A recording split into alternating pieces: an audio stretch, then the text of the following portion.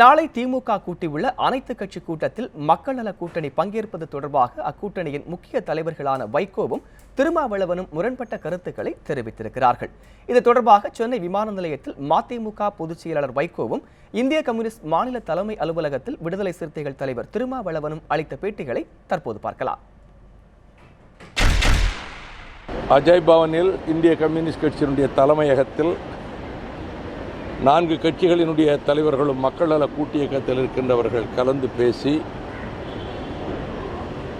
3 தொகுதிகளில் நடைபெறுகிற இடைத்தேர்தலில் பங்கேற்பதில்லை, புறக்கணிப்பது, திராவிட முன்னேற்றக் கழகம் கூட்டுகிற அனைத்து கட்சி கூட்டம் என்ற பெயரில் கூட்டுகிற திமுக தோழமை கட்சிகள் கூட்டத்தில் பங்கேற்பதில்லை என்று முடிவெடுத்தோம்.